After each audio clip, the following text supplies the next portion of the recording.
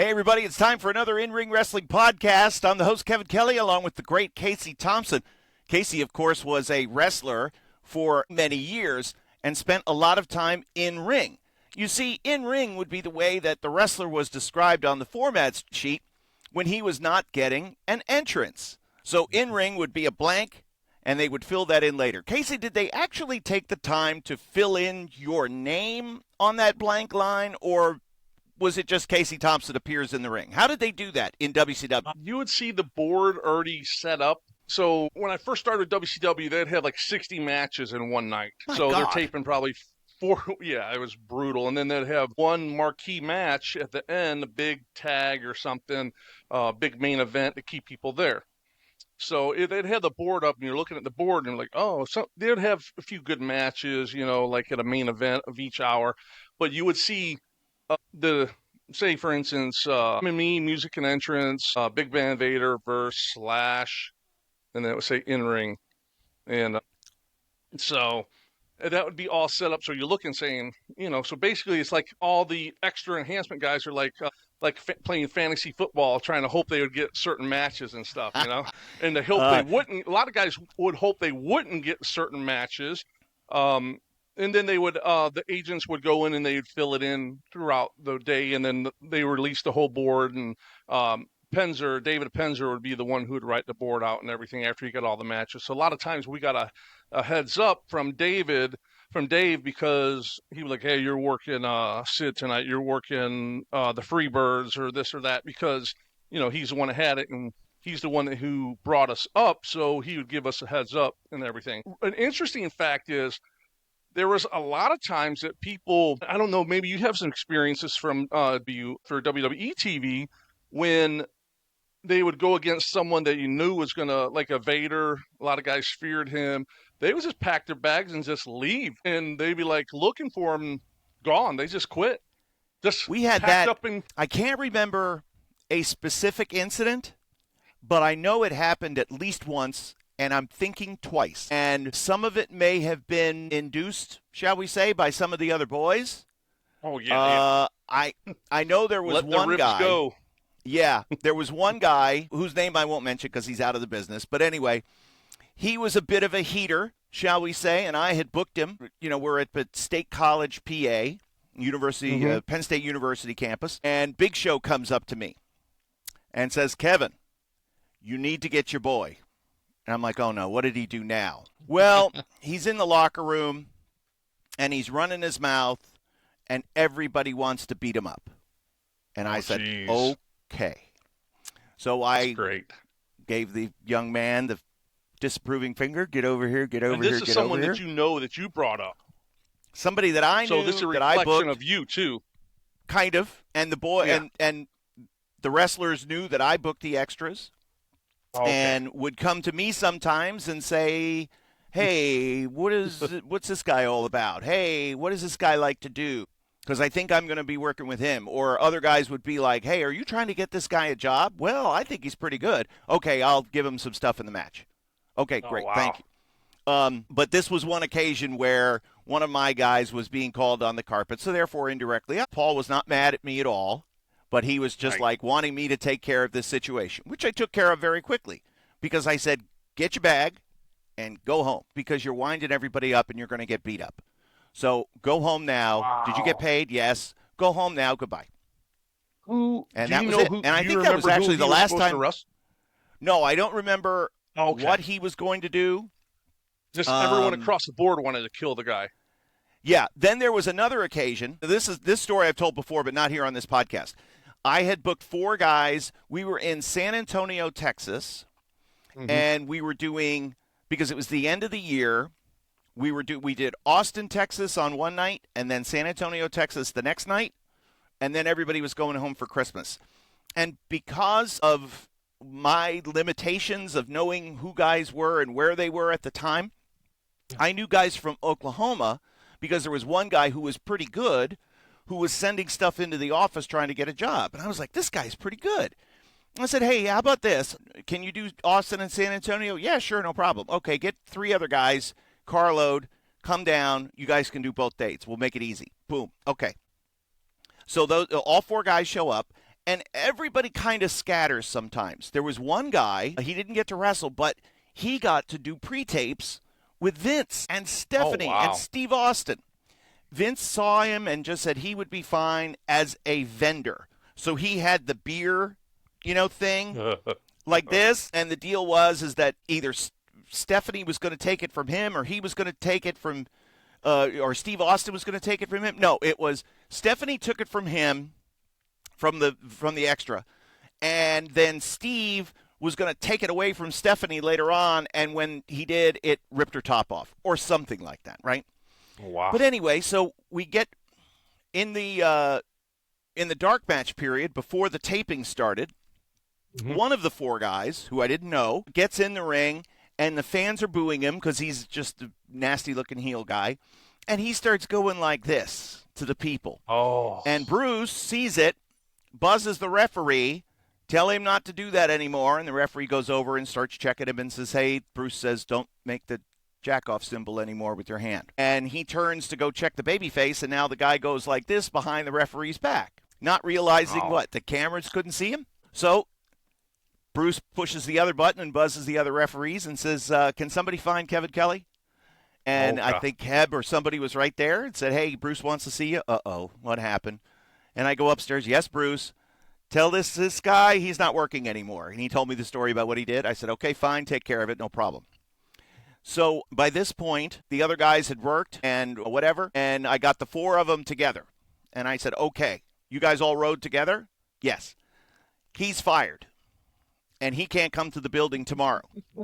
So because of what you did, guess what? All of you guys are not getting a second payday. Sorry, tough luck. You guys hash it out on the car ride home. It's going to be a long car ride home for you, young man, but that's it. Beat it. And so they all left. They got paid one day instead of two. The next day, we go to San Antonio. We're sitting at TV, and starts reading the production sheet, and Vince goes, Kevin Kelly, is that young man that I worked with last night, is he going to be here tonight? I'm like, you got to be freaking kidding me. I've been doing this now 6 months, a year, however long, booking these extras, and Vince has never once asked me about him. I said, no, Vince, unfortunately not, because one of them did something they shouldn't have done last night, and they all rode together, and we had to send them on their way. And Vince is like, God damn it. That guy was good. I was like, and I was mad. And then I thought, oh, my God, that guy could have gotten like a regular spot. I don't know if he would have gotten a contract or whatever. Because we know, as we spoke about many of times, it's not, if you're a good wrestler, a good worker, sometimes it's just being in the right place at the right time. Yeah. And that might have been that's his all it right was. place. Yep. Right place, right time.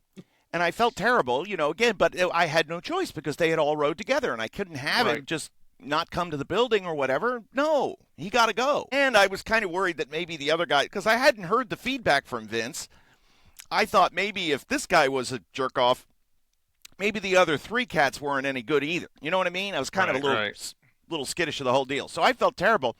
But I had to tell Vince, no, sorry, we don't have any extras today. And usually it wouldn't have been a big deal because it was the second day of TV. We weren't taping any syndicated matches. It wasn't a crisis other than if we needed bodies. And in this case, Vince wanted specifically that same guy to be the beer vendor again here on this Sunday night in San Antonio, Texas, right before Christmas. So I felt terrible. But that's an example of that guy getting a couple examples of people getting the heave-ho, getting wound up. So when we talked about the board, the technology hasn't changed very much, by the way. It's still a dry erase board. Really? Isn't it funny? By the way, I do have to ask you about your head because I thought you were out of the ring. Yeah. Listen, for a lot of years, there's a lot of bloody pictures of Casey Thompson. If you scroll through and you look through his profile, you're going to see this man paid the price for this business. That's for sure. And I want to know what the hell happened and who the hell hit you with whatever gimmick it was. And how'd you get the color? You want the real story, or you want the shoot story, or the television story? I want the shoot story. I want to hear it because I know it was good. Yeah, it was probably sold out, hanging from the rafters, duking it out, right? It has hanging in it. It's nothing exciting. I was hanging some memorabilia that I have set up my office and studio, and it happens to be that I think it was a defective step ladder. And let it be known, I did not fall. Okay. It was in supersonic slow motion. The step ladder, the leg like melted. And when I was coming down, my forehead did hit the window seal, and Ooh. just gig. It was like a gig, you know. So it was interesting. Had you So taken I aspirin got before? sympathy out of it, though. Did you? Good. What's that? Did you, had you taken any aspirin before? Would you No, ever do but I that? didn't need aspirin. What's that? Did you ever take like, hey, there's going to Oh, be blood in absolutely, this match? absolutely. What was the 20 recipe? aspirins. 20? I would do about 20 aspirins. Yeah. Holy moly! Yeah, and well, we're gonna talk about that. My first time, I was probably 16 years old, and the one and only time I let someone color me. He gaffed me. Super nice guy, and he put it in. It was right up in here. He put it in and stuck it and turned it. I heard the click, and then did, Oh no! and he must have hit an artery or some one of the small little blood vessels or something in there, because every time my heart was beating, blood would just be squirting out. Oh! Like shooting out like 3 or 4 foot straight, like Oh! streams. Like it was like something you see in a cartoon. So, granted, I was 16 years old. I did take the 20 aspirins before to Oh thin my my God! blood and all that, and I was probably wrestling for a good 15, 16 minutes prior. So my heart rate's up and everything. Needless to say, there's people throwing up in the crowd, which is a Oh! chain reaction of everyone throwing. The whole ringside, and front row all had my blood on it. And I felt totally fine, but they were freaked out and everything. And it was just like a little cut. The worst part was when I got home, my mother about killed me. Yeah, Oh, I bet. she because I would wear a hat. She said, "Why do you have a hat on?" No reason. No, well, take your hat off. You can't fool your parents. They know Right. all the tricks and everything. And she about went crazy and was like, "I don't want no more of this juicing." I'm like, "All right, mom, all right." And so that's the one time I let someone else do it. And then I've told stories about the guy who broke me in the business, Bugsy McGraw, which Bugsy was a tough dude. I mean, big, solid, tough guy. So he's like, hey, kid. And Bugsy talked with a stutter when he talked to you. And if you tried to finish the word, he would get pissed off at you. So you just had to sit and Oh! wait. He was the greatest guy in the world, the sweetheart of a guy. But he would get hot if you try to finish his sentence. So you sat there and just let him stutter it out. And except for when he had a cigar in his mouth doing a promo, he was on the money, like Blackjack and Dusty and all them. He was Right. good on the mic. But he had a little stutter problem. But he's like, "Hey kid, you know how to color?" I'm like, "Yes, sir." And he showed me. He's like, "No, that's not how you do it." So he taught me how to do it the right way. So all the hundreds of other times I did it, where he says, "Look at my head." He said, "You see any scars?" I'm like, "No." He's like, "Yes, because I know what I'm doing." So basically, you take you amp up on the aspirins or some kind of something to get your blood going and everything. And he had it where you make these little gigs that are really, really fine, and you just hit it, and just he says it's like a paper cut. And he said you're going to get plenty of color. It's going to look great. The visual's going to be there. He says, and then from there, you're not going to scar.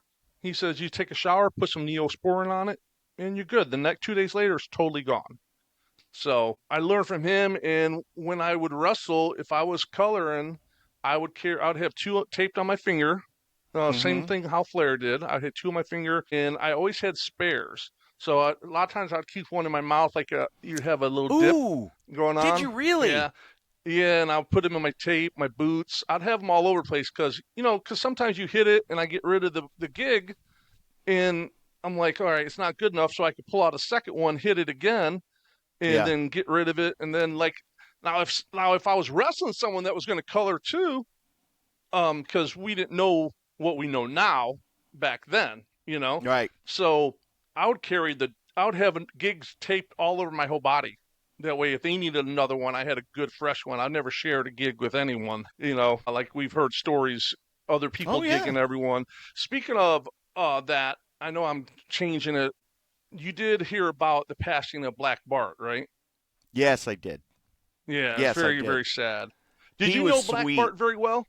No, I didn't know him very well, but I met him in Dallas, and I met him Okay. when we would do he would come and hang out when we did TV in Dallas, and Bradshaw, They were very close, and Bradshaw really? was up. Yeah, because he was one of the guys. Black Bart was one of the guys that broke him in, and Oh, wow.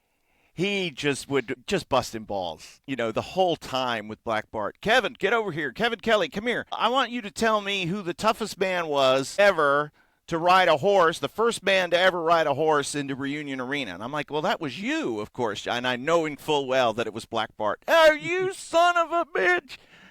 Kevin, I don't even know you, and I want to fight. It's just, what a sweetheart. Wow. A sweetheart of a man. I grew up watching him. Probably you did, too, as in Florida. He was a mainstay for a long time in championship wrestling from Florida with Gordon Soley and Dusty and Blackjack. And, he was with Ron Bass and J.J. Dillon. It was just, it brings me back to my childhood when even I talk about that stuff, Right. And I remember doing TV for WF, and he was one of the Enhancement guys.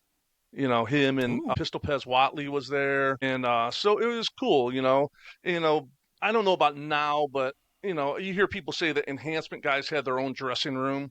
That wasn't the case at all. Never was the case. Whenever I ever did TV, we were never separated. Now, did we choose to sit by ourselves at times? Sure. That happens everywhere. I remember once we were up in Kansas once, and myself and a couple other guys, we trying to stay away from everyone, and we were in the broiler room of the arena, and all of a sudden Flair came in.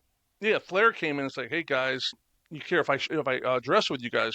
We're like, "No, Rick, get out of here. Of course not. You can't come in our locker." No. But we were like, of course, And so he came in and took over and did his whole thing and everything. And but yeah, it's not like that. So I mean, I've dressed next to everybody, So, right. But yeah, I do remember seeing him, and I know was going through a lot of cancer treatment and stuff like that. So it's very sad. He was a big part of my childhood growing up. No doubt. And again, there were definitely some bloody wars that Black Bart was involved in. And if you go back and you watch like Starrcade '86, for example, there was blood in every match, but it was the blow off to all these programs. So that was what you did back then. Me personally, I'm like, I get it, and I always understood it. I never said a match needed it. I always said if the guys wanted to do it, okay. At the end of the day, if it didn't happen, would the fans burn the seats and riot? No, of course not. Right. I think today it's very passé. I think everybody knows how it's done, so I would not do it. Right. But that's just me. I'm like, why? If it's not needed, why do it? I'm always the minimalist when it comes to wrestling. I was the same way. If it was needed, we're not doing it just for the sake of doing it. My partner would want to do it all the time. I'm like, why? It doesn't make sense for you to do that. I think he just wanted scars on his head and stuff like that. Some guys were like that. It was, I know Les Thatcher, my dear friend Les Thatcher, talked to me about Cowboy Bob Ellis, and that he was like that. He was always like, he wanted to, and they were like, no, it's not needed. What are you doing? Wow. And this would be in this, the sperm of the moment, as Dr. Tom would say.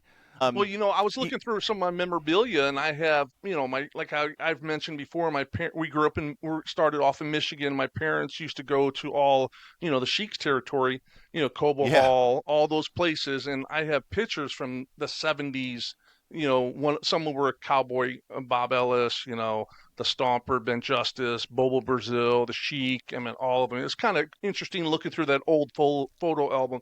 I think the most bizarre piece of memorabilia I have was I wasn't able to go to the matches. It was in Fort Myers, and I remember the tag team. I think it was Brickhouse Brown, the break dancers. They were in Florida for a little while. Yes. So apparently somebody pulled out one of his dreads. Ooh. I actually have the dread. What? My dad came with a napkin and said, "Hey, I got you something from the matches." I looked at it and I thought it was the coolest thing in the world. You can see the dandruff on it. It's in my photo to this day still.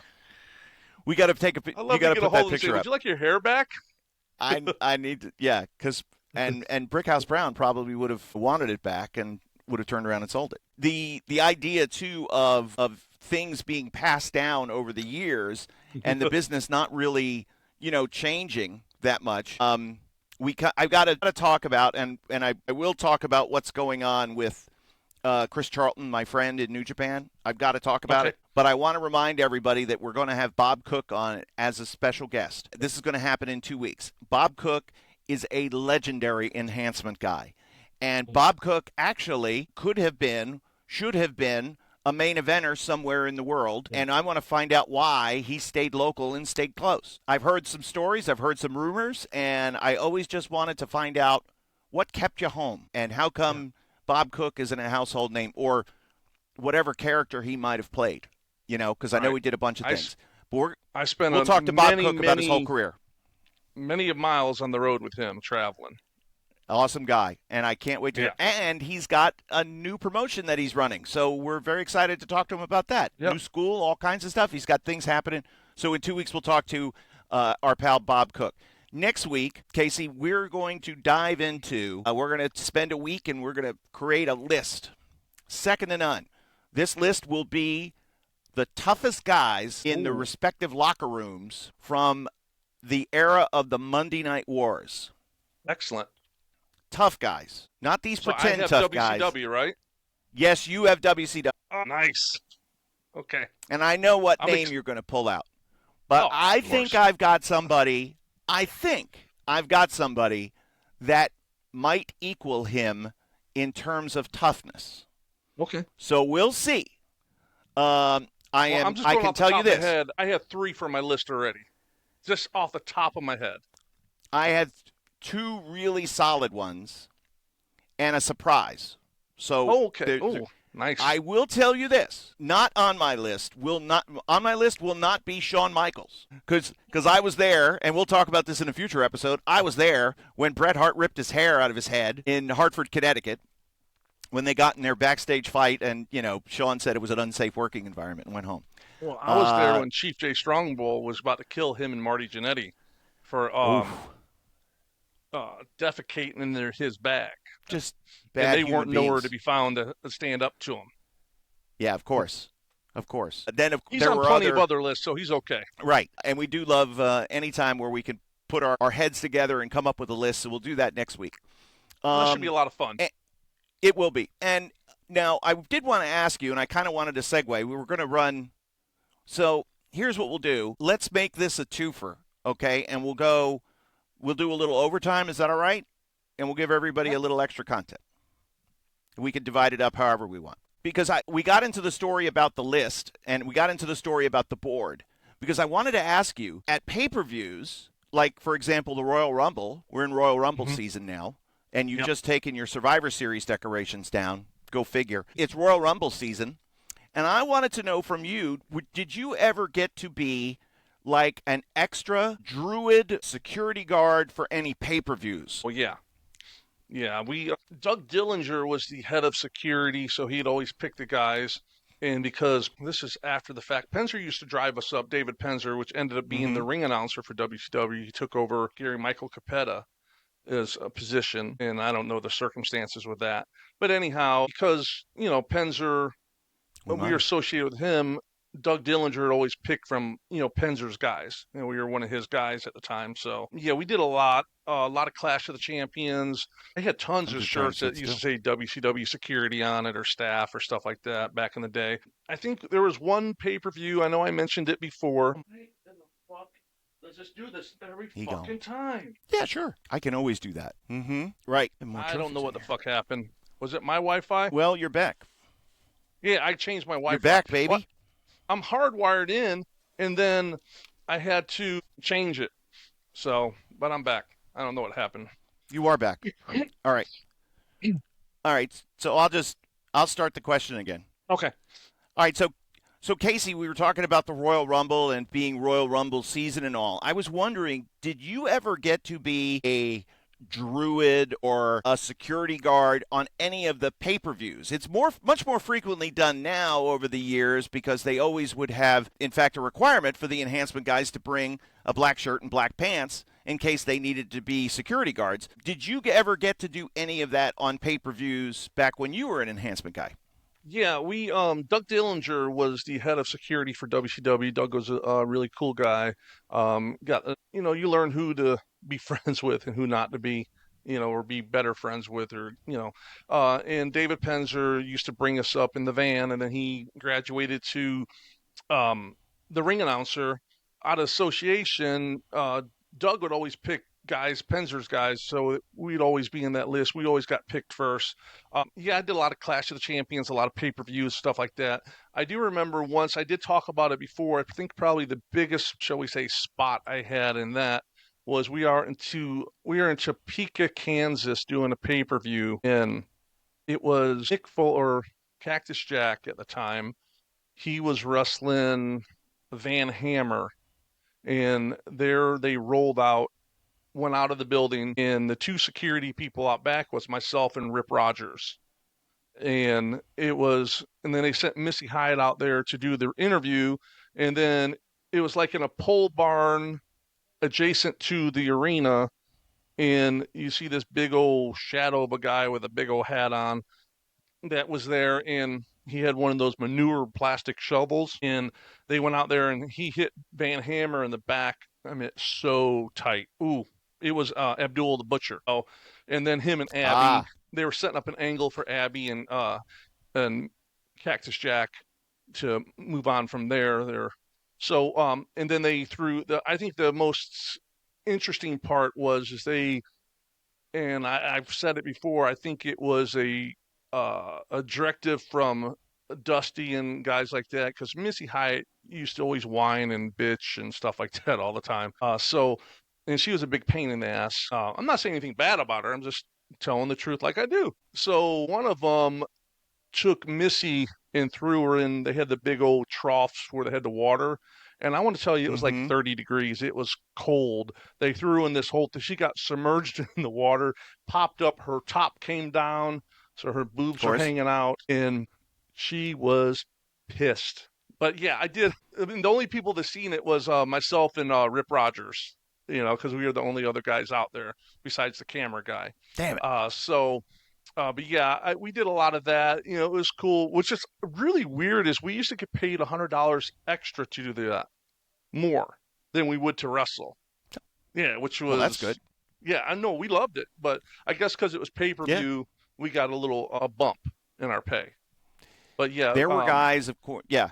Now we would always have guys that, of course, depending on the theme of the pay-per-view in WWF, they might be asked to open the doors. Like there were two guys that were hired to open the doors for the King of the Ring, and I'll never forget King of the Ring '96. One of the guys had driven to the building with his arm out of the car because he had the nice farmer's tan, So I remember him, and I think the Hardys had done some spots like that where they were asked to dress up or whatever to be with the theme of the pay-per-view. And the Royal Rumble was always a neat one because the event itself had so much kind of like hype and excitement around it.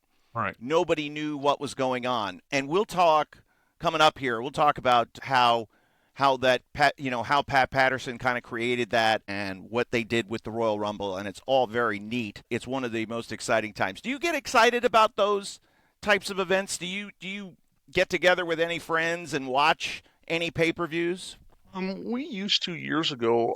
I remember the Royal Rumble that Flair won. I think he won the title, right? And he was like one of the first people in. So we were traveling. We were traveling on the road. We were somewhere out in the Midwest, and we got the hotel and we watched it. And back then was not like now where you can just bootleg something on the internet, because the internet did not exist back then.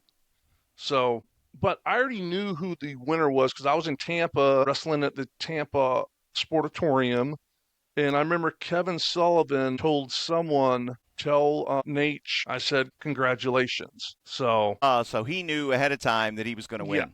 So everyone was betting on it, right? So we had like a hotel room, all the enhancement guys, we were in the Midwest coming back from a WCW, we were watching it, and people are all betting on it. So I had Flair. I had my money on Flair because I already knew that he was going to win. One guy had his money on the Berserker. I guess he just like to throw his money away. So yeah, it was interesting. I mean, years ago we used to get together because we try to, when we were in town and stuff, try to stay up with the product and stuff like that. But not any days anymore. I did turn on the other night just to see because I heard the quality level of Raw on Netflix was out of this world, and I turned it on, and yeah, it was wow. They had drones over, cameras on drones. It was next level stuff, Yep. That cold open Yeah. alone, the first 2 minutes and 40 seconds of WWE on Netflix. Just thinking about it, I get goosebumps. Yeah. It was outstanding. Triple H on the voiceover, the pictures, the images grabbed you right away. I know that this is, and I've seen this written. Forgive me for not crediting who originally said it, but I'm giving credit to someone else. They said no one should try to compete with the WWE. No one should try to compete with WWE when it comes to production. No one should try to compete with WWE in terms of doing sports entertainment or the modern equivalent of. When you're looking at wrestling, when you're looking at a modern televised product, you have WWE up here and everybody else down here. Even if they're trying the best, even if they have the best people, even if they have the most money, it doesn't matter. You All cannot compete. So don't try. Do something else. Be different. Okay? Now, Tony Khan and AEW, and we said this when I talked about CM Punk coming down to the ring in a shower, in his towel and shower cap. And they continue. I said they're not going to stand a chance because they're not able to pull those types of things out. They're just going to rely on matches and big spots and the oh wow factor. Well, you went through a table. Okay, what do we do next month? Well, we're going to have to go through 2 tables. Well, then what? Well, we're going to have to light the tables on fire. However it is.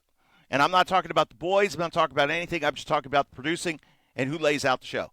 Right. The biggest thing that's happened in wrestling as far as I'm concerned that affected me personally, not affected me, but spoke to me personally, was Chris Charlton, who's my pal, New Japan Pro Wrestling color commentator.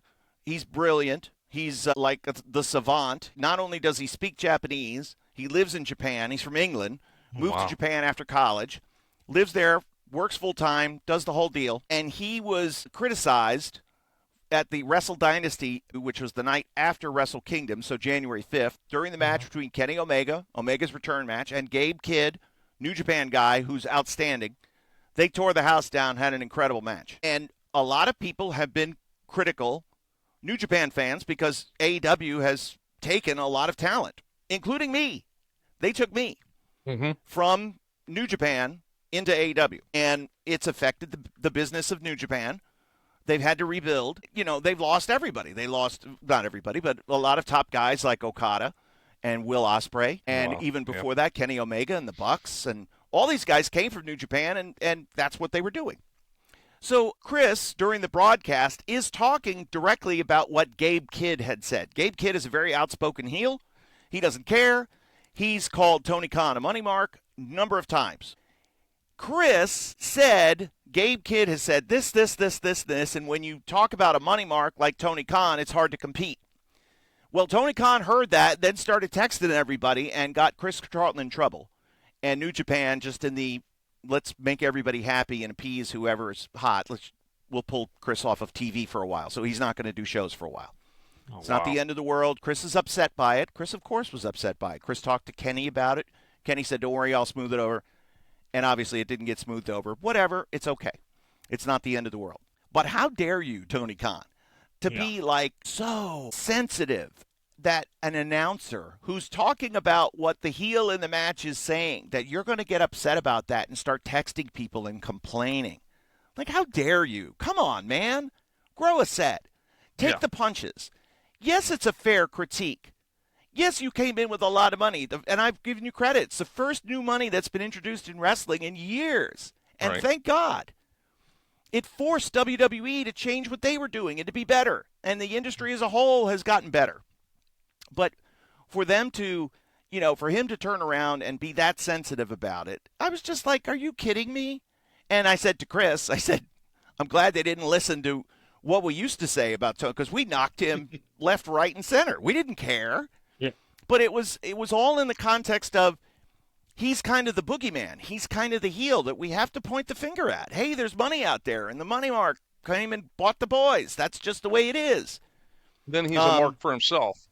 That's A why mark he's for upset himself, with it. fulfillment of a self-fulfilling prophecy right there, right? You get critiqued as a money mark, and then you act like one, Yeah. okay? As opposed, you could call Vince anything. You could call Vince anything I was just thinking that. on the air, right? You could call him anything. It didn't matter Yeah. because it was good. It was business. It was just business, and it was going to make money. And he did it not because Chris is mad at Tony Khan, not at all. He did it because he was saying it. This is what Gabe Kidd has said. Right. And I felt like, nobody has really stood up for Chris in this whole thing. And a couple of people have knocked Tony Khan for being super sensitive, but nobody's really stood up for Chris. Like, did you listen to the quote? Did you listen to what he said? Because I did. And when I listened to it, and I listened to it twice because I wanted to make sure I heard it right, I totally got it. Could he have said Gabe Kidd more? Yes. Could his broadcast partners have jumped in and said, now, Chris, you're just talking about Gabe Kidd's point of view, right? And he would have said, yes, that's what I'm talking about. Gabe Kidd said this. Everything would have been better? I don't know. But still, the fact that Tony had, rabbit ears like that and got so sensitive about that, so butthurt by that he had the poor little, English commentator suspended from his job. It's like, come on, give me a break, man. You got bigger fish to fry. You got bigger problems. He reacts to a lot of stuff on social media, right? He sells all the time. People have gotten text messages from him. Friends of mine have gotten text messages from him when they have put stuff out on social media. Wow. And that's like, hey, that's not cool or whatever. And It's like, are you freaking kidding me? Don't you have something else to do? And that's not to your point. Like, he'll go right after fans on Twitter or whatever and respond to things that they've said, like come back and looking for fights. What are you, crazy? Yeah, Why would you do that? You can't do that. No. It's just another. When Cody left AEW, it was a big shot to the company because now they no longer had a public face. Right. And the public face of AEW after that became Tony Khan. De facto face of the company became Tony Khan. And I'm sorry, that should have never happened. And I get it. Everybody wants to be in the spotlight. Everybody wants that moment in the sun or whatever. He may have the best intentions at heart, but no, I'm sorry. And you know how hard it was for Vince Russo to get Vince McMahon to do the things that he did? Oh. It took arm twisting. I'm not kidding. Do you think we would come up with ideas or Russo would come up with ideas and bounce them off of us? What do you think about this? I'm like, and then we would just say, I like the idea. Is Vince going to go for it? He says, well, I'll try.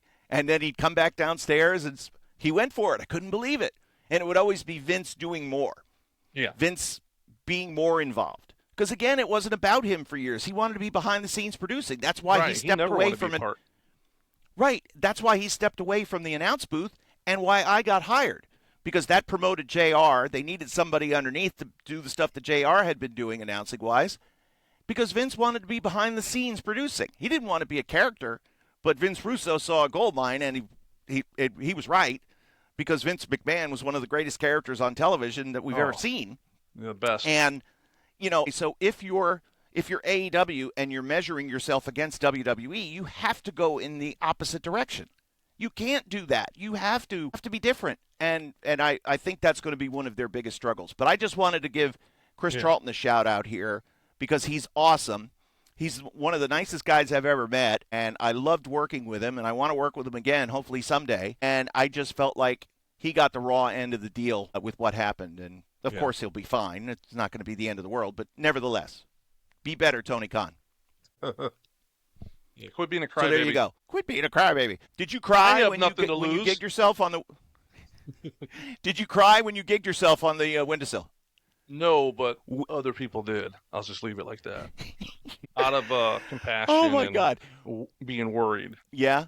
Now, of course, people used to, and you talked about how the business has changed over the years. And when you look at now the streaming on Netflix and where everything is, this is a game changer in terms of the wrestling industry. Would you agree? Oh, absolutely. We talked about it years ago how everything's evolving. People don't watch TV like they used to. So streaming's the way it is. So if MXPW, of course, your promotion, Maximum Extreme Pro Wrestling, if they were to make a comeback, what type of outlet would you be looking for? What type of home would you look for the television product? Because before it was on traditional cable. Right. I mean, streaming's the way to go. I mean, they have all sorts of different things like that now that, I mean, YouTube's a huge outlet. I mean, look at NWA. What are they on YouTube? I think so. Yeah. I mean, there's a lot of stuff like that. Of course, you always want to say you have TV, because everyone's streaming on YouTube and stuff like that. But it would be different if you had one of the big streaming services, Hulu, Paramount Plus, any ones like that are paying you for it. You're going to go with whoever's going to pay you. First Right. of all, if you're getting paid, look at, like we talk about AEW, they're locked in for what, another 3 years, no matter what, I think so. Yeah. because of the max. And what's that? Netflix is the biggest deal WWE's ever had, right? I think so. I think the way it works out, it is going to be the biggest deal, and they're generating more revenue than ever before, and it's all tied into television deals because they've done away basically with the live event model, and they've done away with the pay-per-view model. Yeah. I mean, because they're probably losing money on the live. People just don't go out as much as they used to because they can sit at home and watch it. The landscape has changed drastically. So, I mean, I would really have to sit down and weigh the options and stuff like that. Now, don't get me wrong. I have no intentions of ever bringing back MXPW and running wrestling events again. I mean, you never can say never, but that's not what we're talking about. We're just hypothetically speaking here. Hypothetical, right. Yeah. I would really have to look at it, but, eh, you know, um,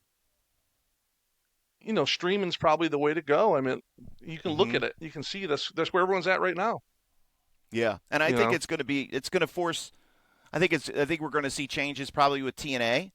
I yeah, think we're going to see changes across the industry when you look at that. And again, there is such one of the aspects that I'm disappointed in as an old time fan is that the WWE network has gone away yeah. I've and been an hearing a outlet to lot watch about a that. lot of the old yeah, a lot of the outlet to watch a lot of the old matches is gone. And Yeah, the again, I'm an old territory. fart, so Yeah, that's again, yeah, they're not chasing me, but that's where I go. That's where I'm in YouTube all the time, and I'm just delving into old matches and just finding clips and things like that, or full shows or whatever. I'm subscribed to so many channels on yeah. YouTube. It's crazy with just old content, Southwest Championship Wrestling, NWA stuff, Georgia, Florida, everything, and it's all the stuff that I watched from when I was young. Wow. Yeah, I'm the same way. I'm constantly watching. I watch a lot of other podcasts of different wrestlers and hear their stories. And you sometimes, I'm sure you experience this too. You hear them talking, and everyone likes to twist things to, there's the truth, and then really the truth, and then the perception of how they want to twist it to make themselves look good. So a lot of that stuff's kind of Sure. interesting to watch, knowing sometimes that the real story behind the scenes. So, yeah, I spend some of my time on YouTube doing the same thing. A lot of interesting, but I did watch that match with Barry and Wyndham and Kevin Sullivan. That was great that you talked about. Wasn't that? Yeah. So yeah, it was the beginning of the Kevin Sullivan turn, and it's on YouTube, and it's in the it's part of Championship Wrestling from Florida, their Hmm. archives or whatever, and it was the finals of the Florida TV title tournament, the Les Welch Florida TV title tournament. They gave the entire hour to Kevin Sullivan versus Barry Windham, and we talked about it here a couple of weeks ago. Again, does that match hold up or what? It's just talking about Barry. How many people has had the whole show dedicated to them? Barry had another one, Ron Bass versus Barry Windham, the saddle match. You remember that one? Yes, I do, And and no one else was supposed to it, be in the building. And of course, Ron Bass had Black Bart and One Man Gang, guys like that jumped him. And Gordon Soley's going crazy. We need help, but there's no one there to help him. It was just nope, such compelling TV, you yeah. know? Making do with what they had or making the best of a small roster situation. Dusty didn't have when he was producing these TV shows, when he was the booker, he didn't have an extra budget, right? No. He just did he took what they had and made the most of it Let's get other guys involved. Let's take people out. Let's put people in. Let's get a little cutaway shot of Jake Roberts standing there looking like this because Jake Roberts had been eliminated. Let's get another shot later on of Jimmy Garvin standing there watching like this because he had been eliminated in this tournament. Ooh, and would be right. You wrestled both of them. I know you did. We have to talk. And again, as we go along here, folks, a lot of this show is not planned, pre-scripted, or organized in any way. It's just kind of us having a conversation. We've got to talk at some point. We got to tell the Jimmy Garvin story about how he's changed in his life from what he was to what he is now, and the metamorphosis is amazing. So next week, let's get our list together, okay, and let's talk about tough guys. I mean, really tough guys. Who are the toughest guys in the WCW locker room when you were there, and who are the toughest guys in the WWF when I was there? And we'll see who has the toughest list of all. How about that? Yeah, and for the smart marks, this is a shoot. Yes, this would be shoot. And then in 2 weeks, we'll have our pal Bob Cook as a special interview, our first interview here on the show. And it'll be amazing to talk to one of the most prolific enhancement wrestlers. You want to talk about somebody that was in ring. Man, oh man, Bob Cook was on every show, it seemed like every week for years and years and years. And send your and of course questions in. We love to ask questions from the people who watch the show. Right. Send them in the comments. Send them. Now, where can people find this? It's on, I know I watch it on YouTube. I also have I also get every podcast episode on Spotify. Where else can people find this? Apple Podcast. Apple Podcast. See, I'm not an Apple guy. I'm an Android guy. Yep, I get all the notifications when they come in. There you go. Apple Podcasts, Spotify, YouTube, and I'm sure and you can follow us different places. Like I'm on X at Real Kevin Kelly, and of course the In-Ring Podcast is available there as well. By the way, I've got now a Japan fans X feed going, so I'm very excited about that because a lot of fans in Japan love to say hi and send pictures and share things like that. So I've got one of those deals set up. And, again, the global reach of what we're doing, Casey, continues, and the numbers continue to grow each and every week. It's amazing. I love it. Yeah, I've been looking at the analytics a little bit. A lot of Canada, Australia, UK, a bunch of countries all over the place. So it's getting out there little by little. Like we've always said, we know it's a marathon. It's not a sprint. So we're in it for the long haul to give true behind-the-scenes content of stuff that you've never heard or you always wanted to know. So you'll hear it here in In-Ring Wrestling Podcast. And a lot of people are talking about, of course, what Casey was saying about, the way the blood would flow in wrestling. I don't want any of you kids out there making blades and taking a bunch of aspirin. I don't want to hear any of it because that's crazy talk. I don't want to hear. Casey disavows any responsibility for anybody who would do such a thing. Not try that at home. What a crazy life you... Right, don't try this at home. What a crazy life you lived, Casey. Absolutely crazy. Yeah. Isn't it amazing when you think about it? Yeah, to me it's just what I did, To other people it's like, oh, you've done this. I'm like, yeah, I guess so. Yeah, I've been in movies and shows and music videos. Yeah, I've done all that. But to me it's just what we did. I've had a great life. As I've been setting up my office, studio, and putting my memorabilia, it brings back a lot of memories. So it's always good to, clear the cobwebs in the head. Yeah, it helps, right? Because you got hit in the head a lot. So therefore, it helps to have proof. Oh, yeah, I remember being there now. But we'll, again, we're just so thankful to have all of you with us for this journey as you get to sit and listen to a couple of old pals sharing their memories about, times where we were together and times where we were all in different parts of the country working in the same industry at the same time. And connecting the dots on the similarities between WWF, WCW during the Monday Night Wars and beyond. And again, all of those outlets, whether it's YouTube, it's Spotify, it's on our Facebook pages, it's on X, that's where you can start to send those questions in for Bob Cook. And again, we've got a little bit of time before we will record with him, so you've got plenty of time to get those questions in, and we'll do our best to ask all of them. And I know Bob wants to hear from you. Casey, It has been another great ride here on the In-Ring Wrestling Podcast. Any final thoughts this week? Just excited to be here, excited to get our message out to everyone, and I can't wait to have Bob Cook on too. Yep, absolutely. So for Casey Thompson, I'm Kevin Kelly, and we'll see you in the In-Ring Wrestling Podcast next week.